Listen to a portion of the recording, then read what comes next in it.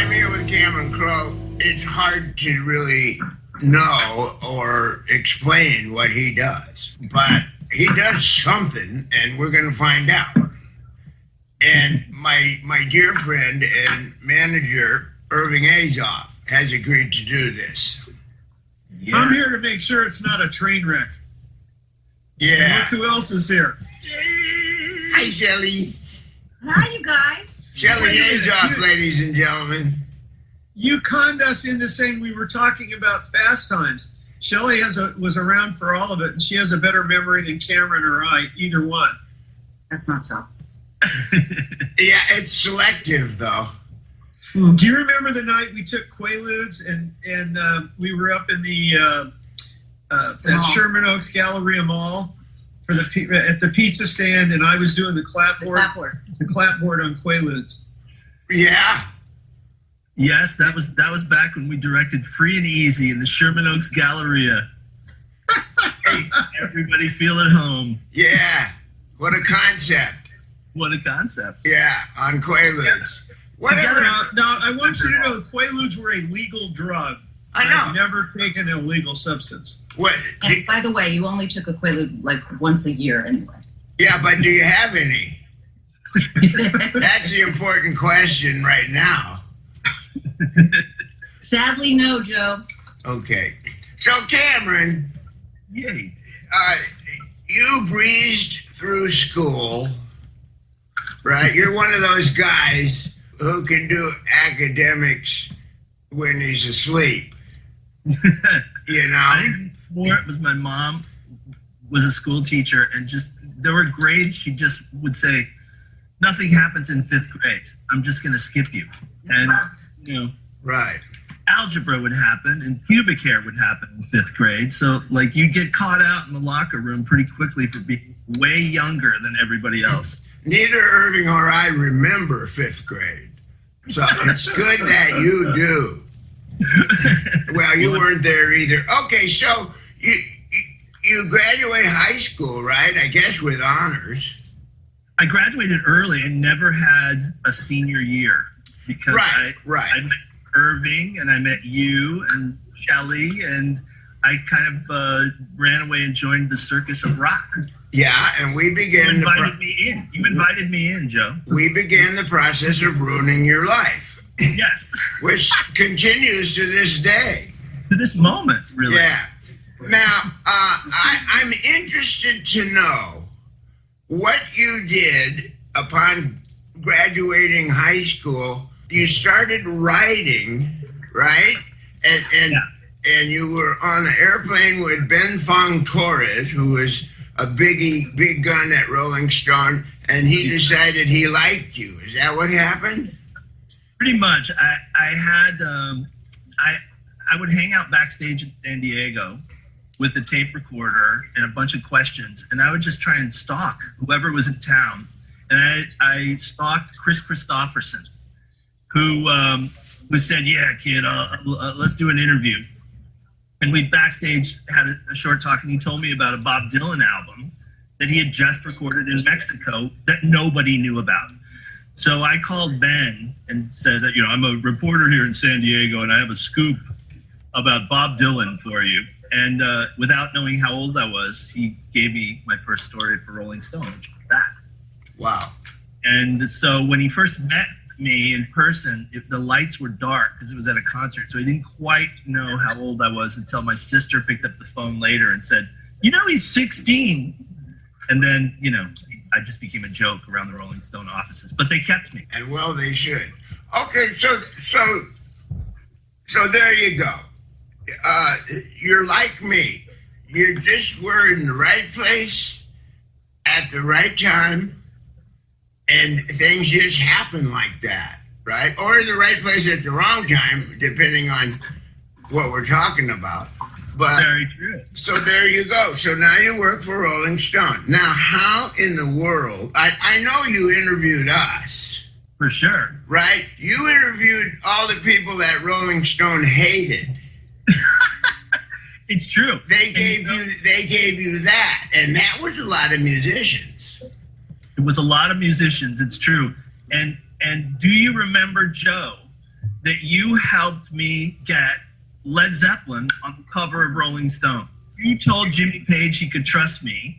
Yeah. And he gave us the interview, and you even accompanied them to the photo session to make sure they posed for the cover. You did that, Joe, and I thank you. Well, you're very welcome. I don't do that for just anybody. I don't think so. No. I think you also brought Keith Moon with you, if I'm not mistaken. Well, do you remember anything about that? Yes.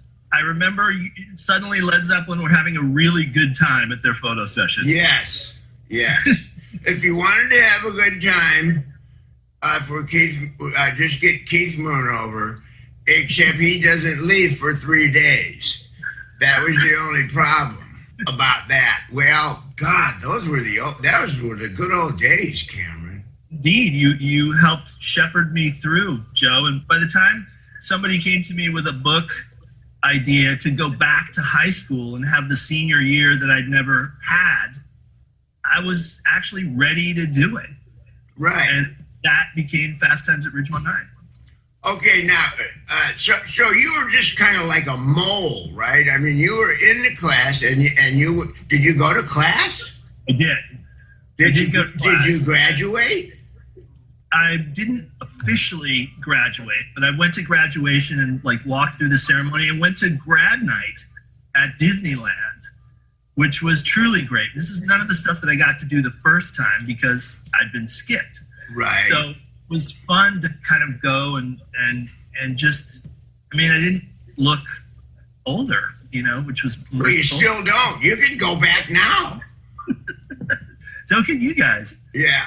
So, okay, so you got this idea to just go do your senior year and write about it, right? It's true. And what was great is I had done a bunch of stories for Rolling Stone, and I had done Rod Stewart and stories like that, but I had started to interview the fans in the parking lot, or just, we'd go to these cities. It's like, what's it like being a rock fan in Indianapolis, for example? And, I just started thinking that the greater story might just be the fans, those lives of the kids that wait in line to see all these artists that we've been writing about. Yeah. And that was such a cool thing because nobody knew at the time really how work-oriented it had become. I remember finding Irving and saying, I got it. I know what this book is about. It's about kids wanting to be older at younger and younger ages, and they're all getting jobs at 14 and 15, and then they're in the work cycle, and then they have all the stress of an adult. And so what does that turn into? Well, sex and hijinks, obviously. Yeah. But it was great. It was great to spend that time and just kind of dig in deeply in all these people's lives, including my own. What was your grade average? I did pretty well, except I've never done well in math, and I did get stories that I'd written for the school paper rejected, and I'd already had cover stories in Rolling Stone, so that was a little humbling. That was humbling. Good. That's really good. Well, neither of us need to do math because we have Irving. and Irving, I wanna wake you up here for a minute. Now, Fast Times at Ridgemont High was the first album I can remember that had a well-done soundtrack album that accompanied the movie. And how in the world did you get people who were signed to all different labels together? Well, maybe we shouldn't know this, but how in the world did you put that album concept together? Yeah, Irving. Those were the days that everybody wanted to be in soundtracks. It was much easier. And, you'd help your individual career by being on the right soundtrack. And quite honestly, it is hard to do, but the material and the great script that Cameron put together and our joint contacts in the business, not my management contacts, and then everybody, Cameron was a very important journalist, and we kind of collaborated, where I had some friends. I think I delivered Journey and the Billy Joel and some of those, in addition to the people that on my roster and Jackson Browne, that he went out and got the really hard ones. I mean, you went out and got Led Zeppelin, and some of those incredible ones. But it just was a moment when all the stars lined up. Great script, Cameron's reputation, and it was really, people did it because it was him, and people wanted to. I still think, if I have one regret, and it was an amazing film, and we loved Amy Heckerling, but nobody was letting Cameron direct a picture as an unknown at that point in time. But I can only imagine how different that movie would have been had Cameron directed it. Not that it wasn't spectacular as it was. Now, I will say that I still have buried somewhere in my old screening room the original version that was given an X rating by the MPAA and then we had to recut the film. But when I look back at everything we've all done together, Joe, and between the three of us, we've got about 150 years of experience here. Nothing was more fun or more, shall we say, fulfilling than making that movie and soundtrack a hit against pretty serious odds. When Universal saw that picture, they were, oh my God, we don't know how to market this. What are we going to do? And we got them to open it basically in drive-in theaters across the South and in beach towns. I remember going up opening night. Shelley and I drove up because we had a house in Montecito, and we went to a theater in Santa Barbara where it opened. And I remember rushing out and calling Cameron right away because we immediately knew it was a hit. People in the theater stood up, screamed, applauded, went nuts. It's a historic cultural time. I think the music gets, big kudos for the role it played, but it was just everything fell in place. Yeah. Right before the movie came out, Joe, and Irving remembers this, somebody wrote an anonymous memo from within the brain trust of the studio and said, if you put this movie out, it will destroy Universal Pictures. This is a pornographic view of children. You cannot put this movie out. And they cut our theaters half. So by the time that, like Irving says, people discovered it in the theater, like they were always trying to catch up and put it in more theaters, but they'd already given the theaters away to this movie called The Best Little Whorehouse in Texas, which, wasn't as big of a hit. So we were always trying to catch up, but the fans were always there. And the music, I just remember being in Irving's house and we had like 50 cassettes. The movie was about to come out and we had to like place all the music and put it in scenes. And we're like, what about this? And what about that? And we couldn't find a place for the Jackson Browne song, Somebody's Baby. Yeah. So then it was like, wait a minute. Let's put it when the guy comes too soon in the sex scene, when like the Lothario guy can't perform. Let's use Somebody's Baby there. And it worked great. Yeah. As an ironic, terrible, romantically painful thing. But when we see Jackson Browne later, he says, what did you do? Like, I gave you this beautiful, romantic, coming-of-age song about you, and you made it an anthem for premature ejaculation. Yeah. Well. So, and also, the marketing materials for the movie, they went out and they got they hired models. One of them, I think, turns out to be Kelly Meyer. Am I right, Shelley? Yes, and she did the poster. Remember? And anyway, and so the picture company went out without asking us and took this visual that we didn't think was particularly, we kind of liked the one where we had our Vans tennis shoes hanging from the logo and stuff. They made up for me to use for radio promotion because we were doing, the one thing we got them to do was agree to let us do free radio screenings in all the major cities, and they used this horrible picture of the girls that had nothing to do with the thing. So when I saw what they had made, I had all 20,000 shirts delivered and dumped in Ned Tannen's front lawn, who was the CEO president of Universal Pictures at the time. Right. And so I get this phone call from Ned Tannen. He calls me up and he goes, "Hey, Irving." I said, "Yeah." He says, "Thanks for the shirts," and hangs up. Those are the only words they ever exchanged with us about what we then called the shirt incident. Yeah. Well, it was the first time, and things are special when you don't know what you're doing, basically, and you do something for the first time and it clicks. And Fast Times really click. Plus which, I don't know how you do this, Cameron, but you find actors who get really famous after they're in your movies. And Sean Penn is a good example of that. Spicoli was like, people got tattoos that said Spicoli on them, and you have... Shelley's got a tattoo on her ass that says Joe Walsh. Well, yeah, of course. Me too, actually. I don't even know to this day why we hired Sean Penn, because he came in. He's a great stoner. He's a great stoner, but he said, I'm not going to audition for you. If you want to see what I got, hire me. Yeah. And remember, they did show you the footage from Taps, but which told you nothing, because he played like an army, a brat in the army cadet, or in an army school. Yeah. By the way, so they cast Sean Penn. We'll see if Cameron remembers this. And he asked Shelley and I to take Sean, and he met us there, I think, at Mick Fleetwood's Halloween party. Oh, yes. Yeah, okay. And he came as Spicoli. Sean Penn immediately went into character as Spicoli and never left. No, he never left character from the day he started the movie.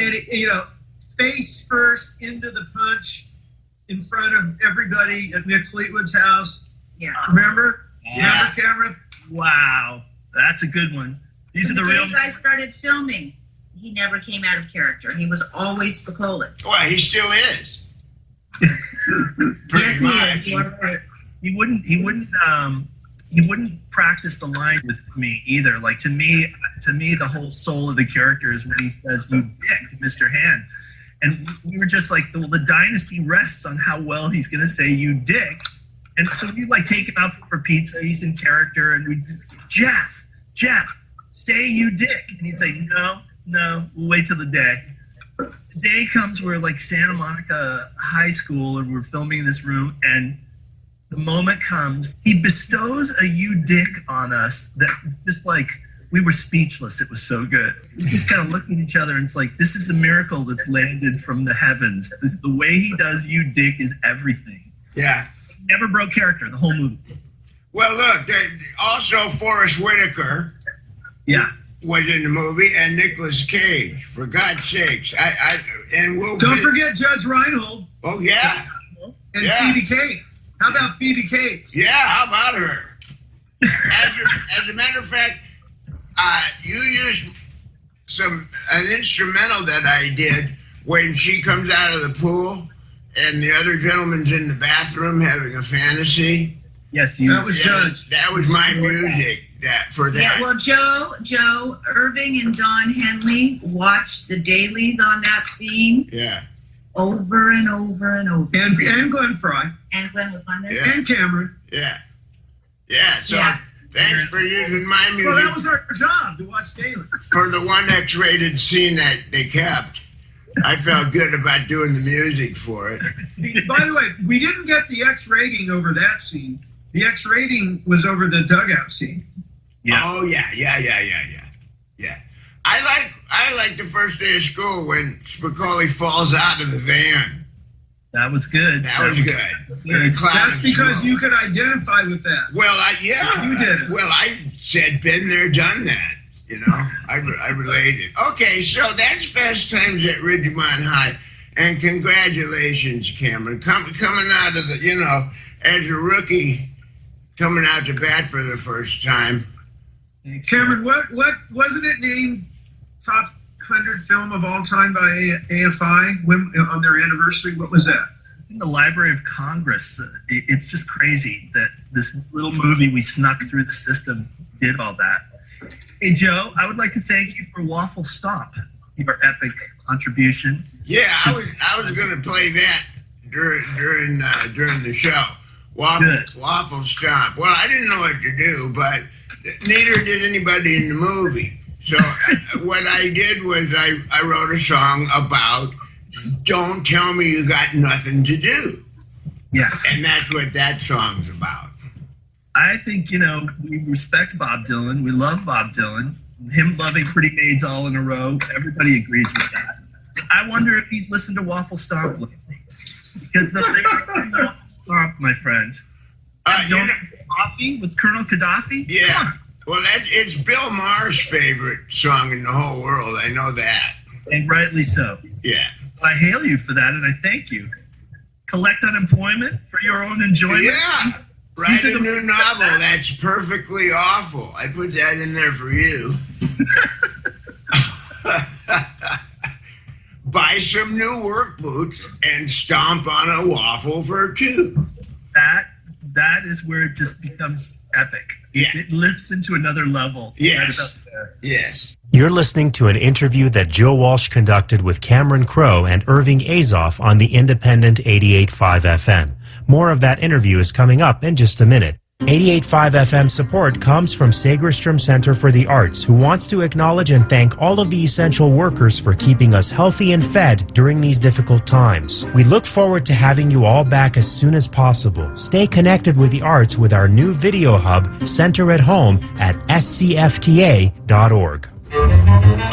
It's 1964. John, a teenage pianist turned drummer, enrolls in what is now California State University Northridge to study under pioneering jazz cellist Fred Katz. Within a year, John would meet and form a band with a guitarist named Robbie, and soon they both would join another band featuring keyboard whiz Ray and charismatic poet-singer Jim. This quartet would take the world by storm, selling more than 100 million albums on their way to the Rock and Roll Hall of Fame as The Doors. The day destroys the night. Cal State Northridge salutes John Dinsmore. Once a matador, always a matador. Where will your CSUN dreams take you? Find out at csun.edu. We're gonna do to the other side, yeah. Hi, this is Bob Goodman, inviting you to join me each Sunday afternoon from 3 to 5 p.m. for 2 hours of music without boundaries on a whole nother thing on the independent 88.5 FM. Let's leave Fast Times at Ridgemont.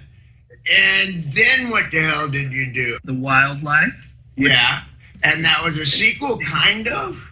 Kind of. It's an odd diversion for completists to dig around in.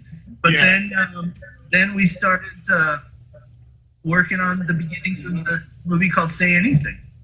Right.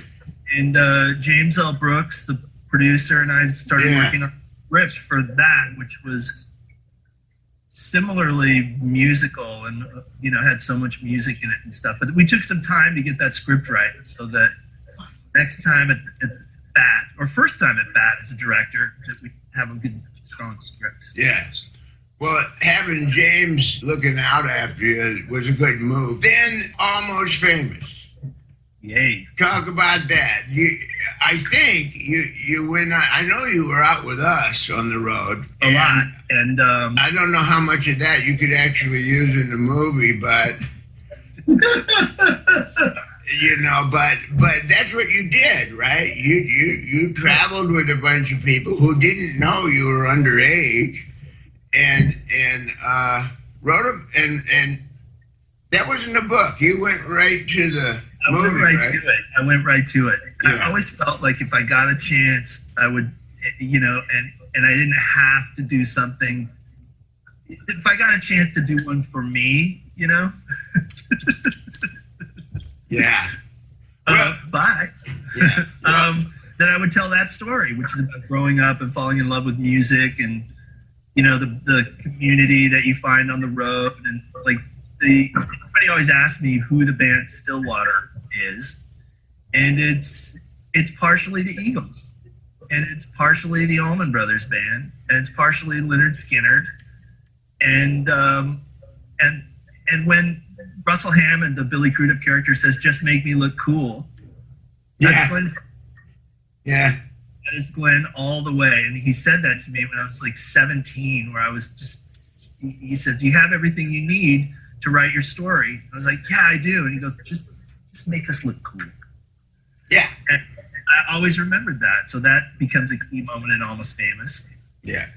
And I don't know, but that was a personal movie from the heart that I never expected, to be the one that people ask me about all the time now. And we did a musical for it last year that we hope to take to Broadway that similarly had a cast of people that really loved each other, and we became a family. And there's something about Almost Famous that just captures a feeling that music lovers just kind of slip right into. Well, yeah. Yeah, well, because it's real. It's real. And I think also the one thing, the high point of you coming out with us is I think we got you laid for the first time. And so I don't know if that was in the movie, but you can be thankful to us for that. But look, here we go again. Kate Hudson, Philip Seymour Hoffman. How do you come up with these people? How did you know that all these people would be famous later? Did you just cast them? Did that just happen? We have a wonderful woman who's like we're like brother and sister, Gail Levin, and we cast the stuff together. And we just spend way too much time seeing way too many people, and then the people that steal our hearts, we just keep them. Yeah. And usually, we don't go for stars, but right. Every once in a while, the star thing aligns with what we're doing. It's interesting. Meryl Streep was who we talked to first to play the mother in Almost Famous. Yeah. And there's no way that Frances McDormand wasn't meant to play that part. And so fate just kind of rose Frances to the top. And the right person that was meant to play that part got that part. And the process served us there. It doesn't always work that way. Kate was playing the little sister, and then the woman that was going to play Penny Lane dropped out, and so we just moved her up because we loved Kate. She always lit up the room when she walked into it, and that was the character. Yeah. And and Philip Seymour Hoffman was so skilled when he came in to talk to us about the part. He said he understood how to play the part and everything, and then I said, well, can you come back and rehearse in a couple weeks? And he said, well, do you really need me to rehearse? Because I know how to do it. And I was like, oh, please, it's an important part. It's Lester Bangs. I knew him. I need this to be right. So he flew back a little later, and Joe, he sat down and he did all the scenes back to back. It was as good as what's in the movie. He was stunning. And I said, oh, okay, well, I guess we got it. And he smiled and went back to the airport and flew back home. It was the shortest rehearsal period. He had it in his gut. He had it always. So the powers that be, weren't they going, you don't have any stars in these movies, they're going to flop? Well, the producer, the Uber producer on that, it's a good question, was Steven Spielberg. And he was just starting DreamWorks. And so they were really anxious to do movies, that were true to themselves and, true to the writer and stuff. And Spielberg read that script and he said, shoot every word.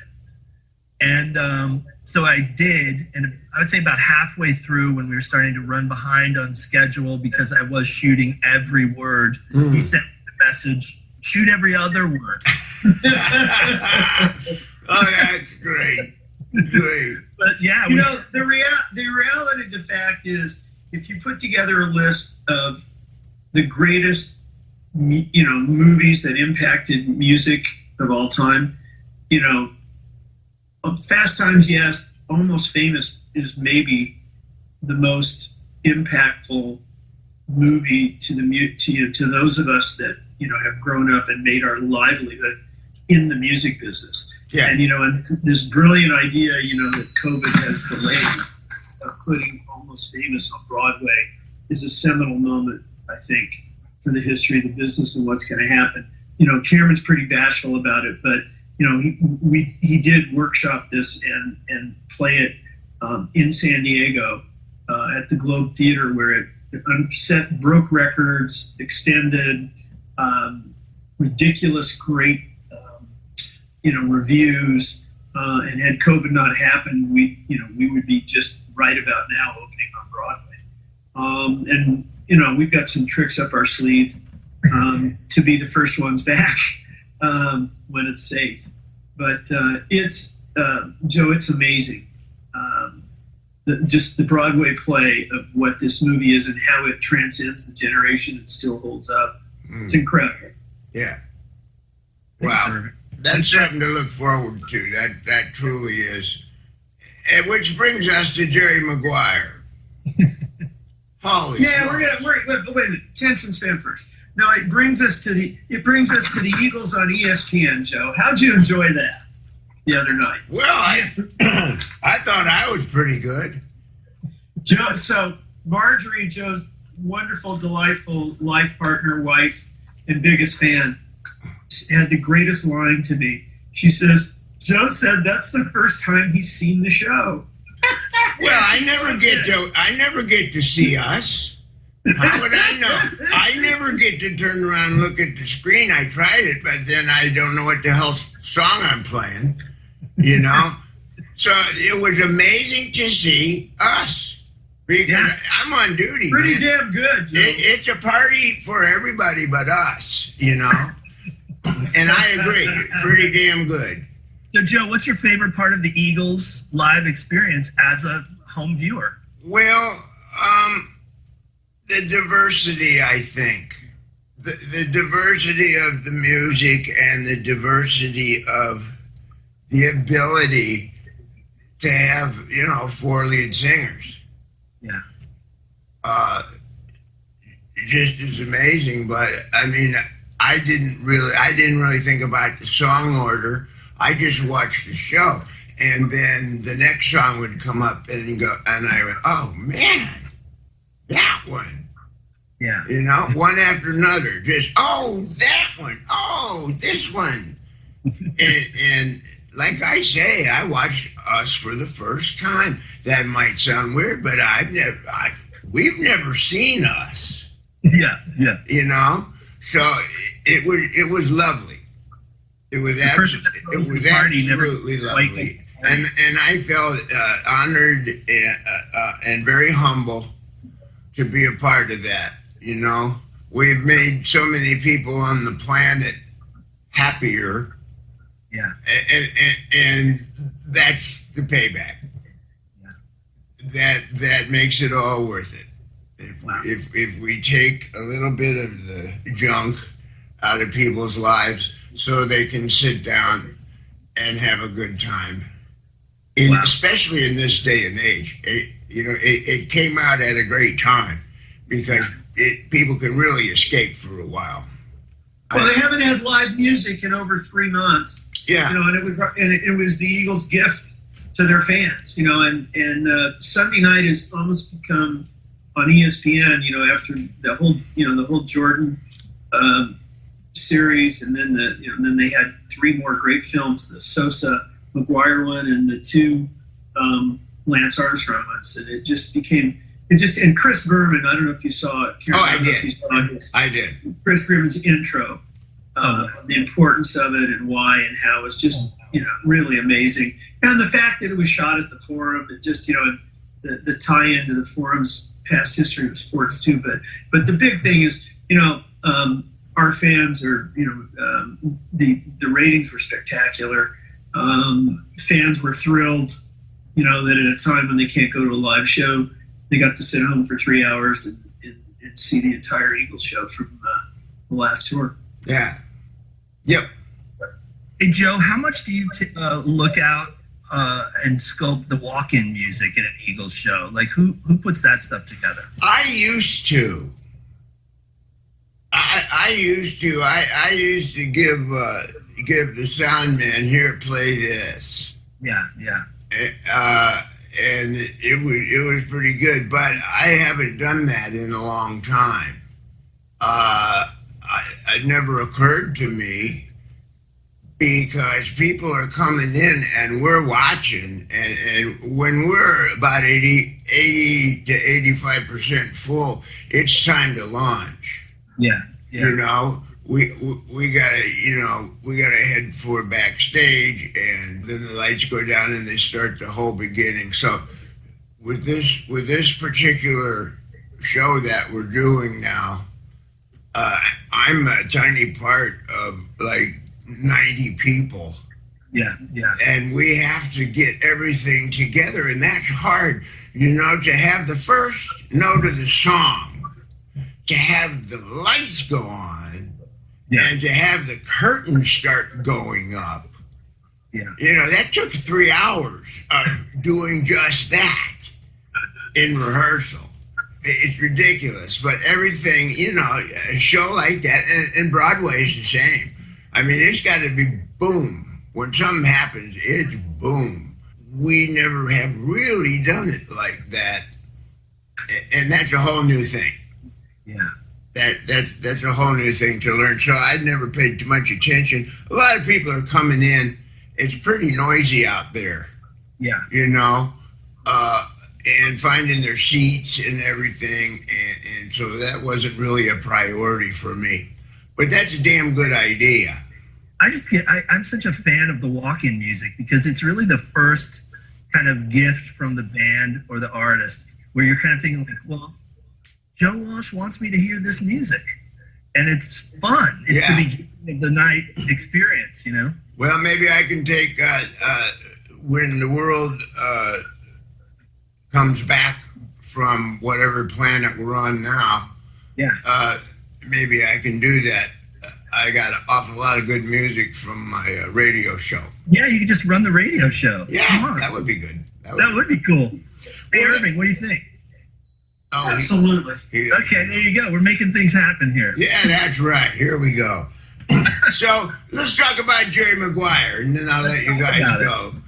How'd that come about? And I thought Glenn was brilliant in that. So good. Joe, he's so good in the movie. I'm telling you. Yeah, the problem for me after you had Glenn in that role was he came to me and said, I want to own a football team.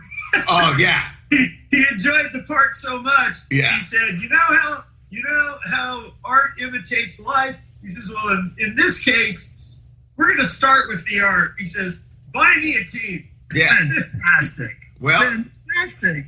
He can do it, too. Oh, my God. Well, he always was kind of like so ahead of the curve, like a player-coach guy. Yeah, exactly. I mean, that's the Eagles. He put the Eagles together. He recruited everybody in the Eagles like it was a sports team. Totally, right? And went about it that way. And you got to have the respect of the players to do that. And we were all in. We were all in. He could talk anybody into anything, basically. Look at me. I'm a good example of that. What the hell am I doing in this band? And Bernie Ledden, when Bernie Ledden heard that this is pretty good. When Bernie Ledden heard that I had replaced him in the Eagles, Bernie said, what the hell does he want to play with those assholes for? I thought that was a pretty good quote. Anyway, that's not part of the interview, but tell me about Jerry Maguire, okay? Here you go again. You got Tom Cruise. How do you come up with these people? Go ahead. No, Tom Cruise, dude, is just this up-and-comer, and, I just felt it was time for us to believe in him. No, the movie was written, Joe, the movie was written for Tom Hanks. Tom Hanks. I'm sorry. No, it's like yet another newcomer. No, it was Tom Hanks. Like Tom Hanks and Tom Cruise, probably the two biggest dudes, fronting movies at the time. But we had written it for Tom Hanks. It was so fun to write for Tom Hanks, but it was kind of a lesson that the person you write for often has already done the thing that you're writing them doing. Do you know what I mean? So like Tom Hanks was not that big of a sports fan in the end. So I don't know that he related to much of the sports stuff. Right. But he was going to go do his movie, That Thing You Do. And so when the time came for him to call up and say, I'm in the movie or I'm not in the movie, He was so charming. Everybody was waiting in the other room for me to come back with the word from Tom Hanks if he was going to be Jerry Maguire. And Tom Hanks was so charming that I didn't even realize that he'd passed until I had hung up and I was in the next room and they said, "Is he in the movie?" I'm like, "No." But he was so wonderful, saying no, that it felt like he's in, but he's not in, you know? Right. And his thing was, he actually said you should talk to John Travolta about it. But I had Tom Cruise in my mind. And so we sent the script immediately to Tom Cruise. He read it immediately, and he called up and he said, "You know, let me fly out." He was in England. And he said, "Let me fly out there and sit down and read it for you, and you'll tell me if I'm right for the part or not." Wow. Like, that's amazing. Yeah. And he did exactly that. He came in, he sat down, he read the beginning, you know, so this is the world, and there, blah, blah, blah. And it was, you know, you just got chills. And I was playing the Magic Bus live from Live at Leeds as he was doing it, the Who song that starts the movie. And it was like, Joe, it's like you're seeing the movie right there in the room. Yeah. He walked right into the part. Had some great ideas about, you know, the ending of the movie and Cuba Gooding's dance and stuff, and so we adjusted that and made that the scene that Glenn's in, where he's with the other guy and you know, Glenn, you know, gives him a thumbs up and says, "You were right all along, Jerry Maguire." You know, so we worked on that scene, but basically Tom Cruise walked right into the part, and we got really lucky with that cast with Gail Levin and I kind of spending all that time. And let's talk about Kelly Preston. Yeah. You know, she was looking for a bigger part and gotten close on some bigger parts, but nobody had cast her as that kind of a character, and she was torn up. And I'm still so into like what she brought to that movie. A lot of people say they wish there was an Avery Bishop, Kelly Preston movie, and that's a cool thing. But Jerry Maguire really is about when you're down and out, the people that are there for you are rarely the people you expected to be there for you, and the people that you thought would be there for you are often nowhere near. Yeah. That's the journey of Jerry Maguire. And Renee Zellweger and Cuba Gooding Jr. Yeah. Holy smokes. Had done Boys in the Hood, and he came in, first guy we saw, and he just completely destroyed the part. He was incredible. Yeah. And we talked to a bunch of other people, and nobody touched him. So I called him up and gave him the part, and he just started screaming and like, "I'm gonna pee all over this," and he did. He did. He just throws Tom out of the frame. He just like manhandles Tom like he's a puppet. It's so great. Yeah. All Renee had done one movie. She came in. She was wonderful. She came in again and was sad because her dog was sick, and she's such a soulful, loving person. Her mind was on her dog. Yeah. So we just forgot that wonderful actress for a while as we read other people, and then she came back in our minds. It's like nobody's as good as that woman from Texas that came in. We love Renee. Let's bring her in with Tom. Let's just bring her in with Tom and see how she does. Yeah. And Joe, I was filming at the time. When she walks into the room and meets him for the first time, it's like Jerry Maguire meets Dorothy. It's like you can see it on Tom's face. He's like, this is the real thing. This is not a Hollywood version of this. Right. And beat out name actresses for that part and was right for it. So we got real lucky. Who came up with "Show Me the Money"? I came up with "Show Me the Money." You did that? I did that because I was trying to do a Dennis Rodman kind of rap, where I'm on my own planet and I have my own language. Yeah. Yeah. That's fantastic. I mean, that became something everybody says, you know, like Life in the Fast Lane. I mean, that just Totally. something everybody says. And think up some more stuff. Hey, Cameron, what didn't you win an Academy Award on Jerry Maguire, Mr. Bashful? I think that happened on Almost Famous. Yeah, Almost Famous. You won 4 or 5 awards. No, but didn't Jerry Maguire win for screenplay? No, Jerry Maguire did not. The English Patient won that year. Oh, But I like that you remember it as Jerry Maguire. That's good. yeah. No, it's basically Cuba was the surprise win that night, and he gave the legendary Oscar acceptance speech. They had to yank him off the air before he'd even finished. It was amazing. Yeah. But I gotta say, Glenn, our friend Glenn, was the first guy that gravitated to the phrase "Show me the money." When he read the script, he was like, "That's the phrase. I'm writing you a song called Show Me the Money." Yeah. And and he said, Irving, do you have a copy of that? We got to get a copy of that. It's like 8 minutes long. It's like an 8-minute long dance track called "Show Me." I've got it somewhere, but Get it for me. I'll play it on the show. Yes. That's what we should play before we go on, that's Cameron. great, and then I can have the Fry Steak sue you for copyright infringement. That's what Eagles should play before we go on. Show me the money. Yeah. Show me the money, baby. It's good. I had asked and then if you can play that, and then you can close with Funky New Year. There you go. Yeah.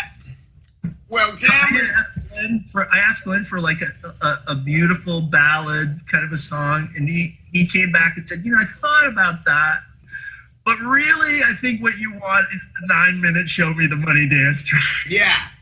He was right. Yeah, of course he was. That movie didn't need a beautiful love song. You're listening to an interview that Joe Walsh conducted with Cameron Crowe and Irving Azoff on the Independent 88.5 FM. We now continue with more of their conversation. 88.5 FM, KCSN, and KCSN HD1 Northridge, Los Angeles. KSBR and KSBR HD1 Mission Viejo. A service of California State University Northridge and Saddleback College. Member-supported public radio. Streaming on the web at 88.5fm.org. What were you doing before the world changed? And what do you got left that you really got the hots to do? I mean, you've done a lot of stuff, but you got to have a list of stuff, and it's like music. These are ideas that don't exist, and what we do is we make them real, So what's in your head now? What gets you sweaty? We got the Broadway show that we want to do when the world opens up, but when this wonderful time first occurred, Irving and I were working together. I wanted to do 2 movies back to back and start directing again.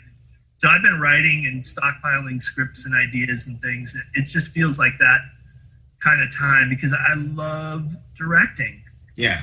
And getting, like, just talking about the cast today and what happens when you get those people in the room and they say the words and it just, it gains a life you just dreamed of. That is what's next. And I don't know. I feel like I'm just getting started, right? Like you. Good. So you're saying I'm not done yet, right? Yeah, we're not done yet. We're not done yet. You gotta keep. You're not done, Joe. I'm not done. Clearly, it's just. Irving wants to buy some more restaurants, so I'm not done yet. Put it. Yeah, I want to own restaurants and arenas because they're all closed. It's just those are terrific investments right now, Joe. Irving, what I want to do is in the valley, I want to have a Dairy Queen. Oh, yes. And it's 2 buildings next to each other, and the other one is a White Castle in the valley. Will you help me do that? Well, it's right in my wheelhouse. And let me say to you, the Dairy Queen in La Quinta's for sale. They contacted me. Well, so why don't you buy a house out in the desert? You can have the Dairy Queen there too. Well, that's a dumb idea. Well, what are you going to do? Put one on the way to your cabin in Aspen? Well, I don't know. I just think L.A. could use a White Castle. It's not my favorite. Okay, never mind. After you've had a burger at the Apple Pan, you don't want to go to White Castle. That's true. That's true. That is true. That's true. Spoken like Mr. Applepan, right there. No, I'm Mrs. Applepan. Yeah. think you should have food you can throw, Irving. I think you should have a menu of food you can throw at the other people in the restaurant. A throw menu, just like a kid Yeah, menu? and you can order, like mashed potatoes sticks real good. You can have food like that. Anyway, we got kind of off the track here. So Not really. It's like restaurant touring. It's more important than anything we've talked about, really. yes, We love food. yeah. Well, Are you going to score any movies? Do you like doing that? I do. Yeah. I do, and I would love to. The problem has been always that they change the scene or they don't use a scene, and maybe your best work that you've ever done will go on the cutting floor. Yeah. And it's a nightmare as the editor is working because all your music gets cut too. Yeah. And something else would probably be better than cutting the middle third of your song out. And that's the nightmare for us who do movie music. Yeah. I love doing it. When it works, it's so satisfying. Yeah, I love having when the credits roll at the end. Like Warriors, they just said, you got to make this really long because we got a lot of credits. And I said, no problem. Yeah. I remember seeing Warriors in the theater, and in the city is so perfect. Yeah. It's like when it's really right. Yeah. So good. Yeah. I remember the hard time Barry Dvorak gave me trying to get you paid on that one, Joe. Yeah. It was so brilliant too. Yeah. Yeah. In the city, it had a life. Yeah. Well, okay, so here we are now, and I'm in this bubble with my wife at Fort Walsh here. Yeah. Walsh, I love it. We're barricaded in with lots of ammunition, but and we're safe. We're healthy and we're safe, and we're very, very fortunate that we're secure. Yeah. And most of the country isn't. Yeah. And it's nice to have nothing to do all day, except I don't know what to do. I thought, I have nothing to do. Think of all the projects that I could actually do that I've always wanted to do, and now I can't think of anything. But there's this underlying anxiety and fear that's there every day when I wake up. So I can't trust that I'm okay. Yeah. And it's ugly. As an alcoholic, it's unresolved and ongoing, and it really triggers, the alcoholic mind, which is worst case scenario, go dark. I can't watch the news, man. I just go dark. If I don't watch TV all day, I'm good. Yeah. But that's just, and I'm writing a song called "Shit Happens." And that's for sure. Yeah, and I think it's going to be brilliant, and I'm going to have it done in maybe another week. I finally got all the words. Fantastic. Like when the perfect plan goes down the drain for reasons no one can explain. There you go. No one to blame. It just happened. And there's nothing you can do about it, nothing to say. Get out of the way. Shit happened. Wow. and it's gonna be a good song. So I'm doing that. Anyway, what I'm trying to say is, where are we? Where's your head, man, with all this? And Irving, you too. Hopes for the future? You got a take on any of it? I think that people listening would really value that. What do we think? I think in some ways, the world is attempting to reboot. In some ways, healthy. I try and concentrate on that. But there's a lot of people that need a consistent message on how to survive right now. And That's the truth. however we can make that message consistent is how the world's going to write itself best. But I know Irving is like really trying to get people's hearts to sing again with live shows, and just to get everybody's blood moving with passion and excitement. And that's a hallowed goal, to bring people happiness now, because like you, so many of us just get up in the morning, have the Groundhog Day moment, and then strap in for another day and hopefully not watch too much TV. I have to solve that one. Watch too much news. Yeah. So, look, Joe, as you know, I look at the glass half full. We've all had a wonderful existence and a wonderful life. When you look back through history, all the way back, starting in 1918 to the Spanish flu and World War I and World War II and all that, other than climate change, which we've brought on ourselves, I'm more concerned about climate change than I am about COVID. Yeah. I really believe that we'll find ways of treating COVID better and or vaccination in due time.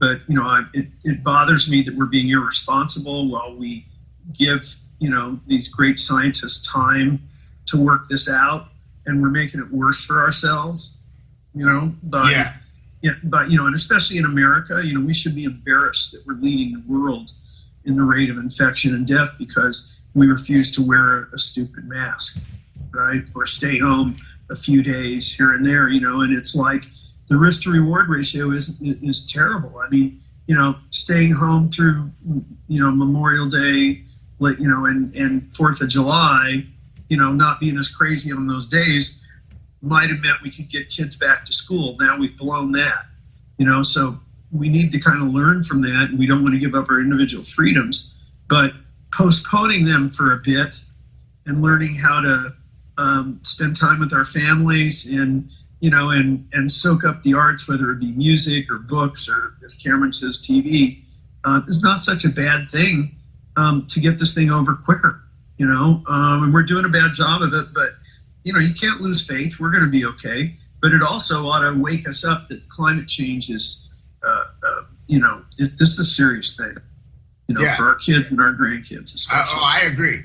We're leaving our kids and their kids with a big mess, and we should just get out of the way and give them a chance. I think one good thing, if there is one, that virus thing has done is we have all had time to look at some things that we were pretending weren't there, like Black Lives Matter.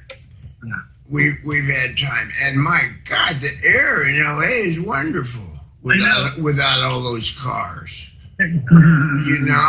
But I've had time to work on me. I'm not a rock star right now, and I spent 3 weeks going, well, who am I? Yeah. I'm not sure who I am. I've been too busy to really worry about that. And so everybody's having a chance to reassess. And Joe, last question. Yeah.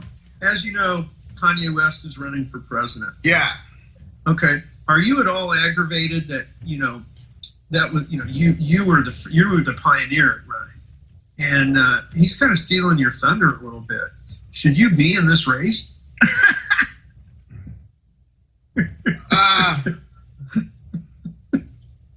Well, yeah. Yeah.